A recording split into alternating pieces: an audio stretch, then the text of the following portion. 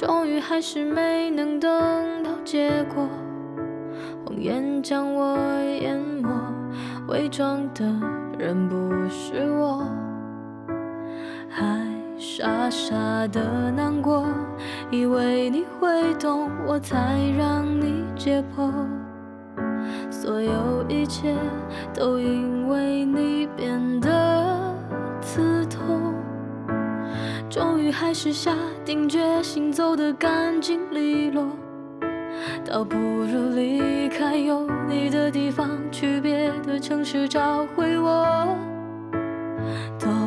怪我太念旧，而你太过刻薄，从那以后我学会了让眼泪偷偷的往回流，还是回到了我们开始的地方，我们都只看到期待，却都忘了要等待，那种孩子理念在现实里面最多撑不过1年，在有限时间打破所有的誓约，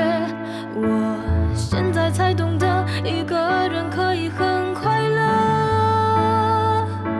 虽然还会辗转反侧，想起时眼眶会热，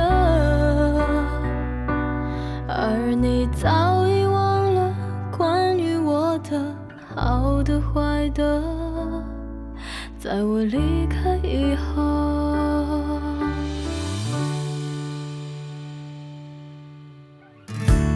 这次真的可以还你自由，我想分开会好过互相折磨，我还是习惯开着灯熬到凌晨，就算睡着也不害怕，不如当作有个人在黑夜里陪我。我终于下定决心删除所有你的段落，也留一点尊严给自己，以后见到你时不回头。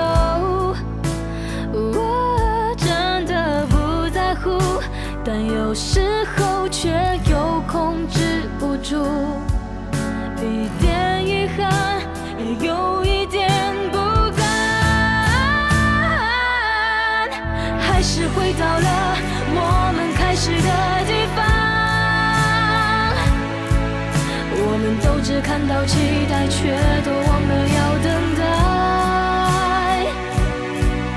那种孩子理念在现实里面最多撑不过1年，在有限时间打破所有的誓约，我现在才懂得一个人可以很快乐，虽然还会辗转反侧，想起时眼眶会热，而你早已忘了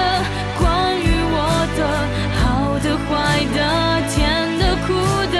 在我离开你的城市后，我不会再哭着求你为我最后一次擦眼泪，也在尽力忘了关于你的，只是想起时心有点疼。